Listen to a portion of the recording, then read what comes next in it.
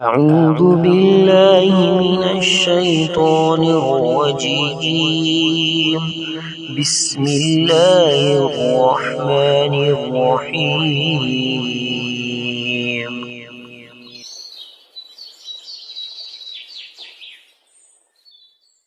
میں آپ کو ایک چیز کی طرف توجہ دلانا چاہوں گا۔ آج سننے میں آتا ہے کہ قرآن ہم نے 10 بار ختم کر لیا، لیکن جو ہے غلطیاں پھر بھی ٹھیک نہیں ہوتی۔ تو میں آپ کو ایک ایسی چیز آج بتانے جا رہا ہوں کہ اس میں اگر آپ ماہر ہو جائیں تو پورا قرآن، پوری دنیا کی عربی زبان میں جتنا لٹریچر، کتابیں، حدیث، ان سب میں آپ ماہر ہو جائیں گے۔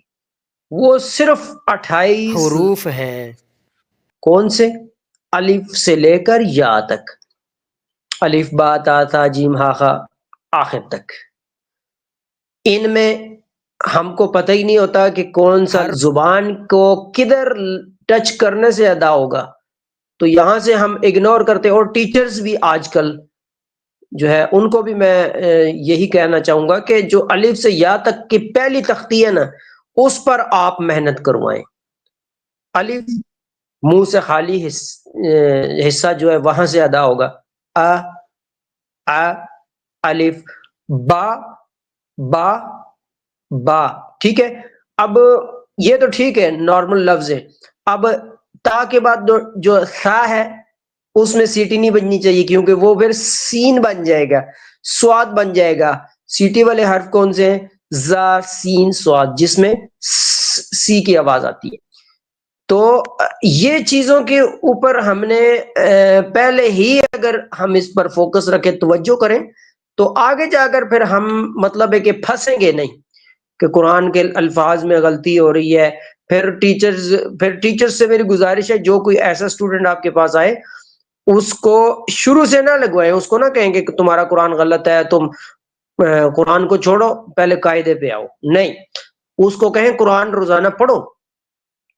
2 صفحے سنانے کے لیے آپ کو آیا، اس کو کہیں 1.5 صفحہ سنائے، 1 صفحہ سنائے، باقی جو 10-15 منٹ، 5 منٹ، 10 منٹ ہے، وہ آپ اس کو قاعدے کے وہ الفاظ جو ہے نا ان کے مخرج بتائیں، تجوید بتائیں کہ بیٹا تھا، ریل اور روا، یہ اس میں وسل سیٹی نہیں بجنی چاہیے، ٹھیک ہے۔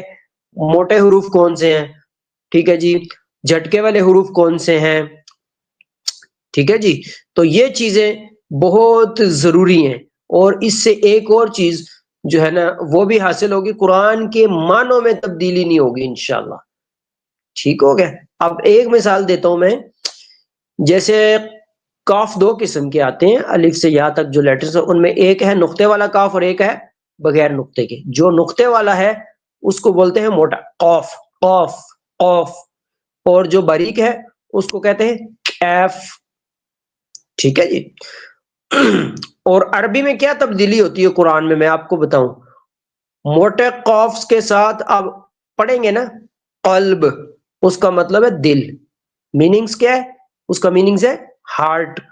اور باریک کاف کے ساتھ اگر اللہ نہ خواستہ آپ نے پڑھ لیا قلب، تو اس کا میننگ بن جائے گا کتا۔ اب دیکھیں آپ کتا کہاں اور دل کہاں؟ تو اسی کے اوپر آپ بہت سارے لیٹرز کو اپنے تصور میں لا سکتے ہیں کہ کیا کیا گل کھلتے ہیں پھر جب تجوید صحیح نہ ہو۔ اور دوسری بات یہ نہ کہیں کہ ہمیں ہماری غلطیاں ہم نے پڑھ نہیں چھوڑ دی ہے اسی لیے، نہیں، اللہ کے نبی حدیث میں فرماتے ہیں جس کی غلطیاں ہیں، جو غلطیوں کے ساتھ پڑھتا ہے اس کو ڈبل ثواب ملتا ہے۔ کیسے؟ فرمایا ایک پڑھنے کی جو مشقت ہے اس کا بھی اس کو ثواب ملے گا۔ یہ نہیں کہ غلطیوں پہ ہی پھر وہ مطلب ہے اس حدیث کو ذہن میں رکھ کے، نہیں، یہ ایک اس لیے کہ ساتھ ساتھ آپ غلطیاں درست بھی کریں۔ دیکھیں چھوڑ کے بیٹھ جاؤں گا میں تو غلطیاں کیسے درست ہوں گی؟ لہذا ساتھ ساتھ اس کو نکھاریں بھی، ٹائم لیں کسی سے، ٹھیک ہے جی۔ اللہ ہم سب کو سمجھ عطا فرمائے۔ والسلام۔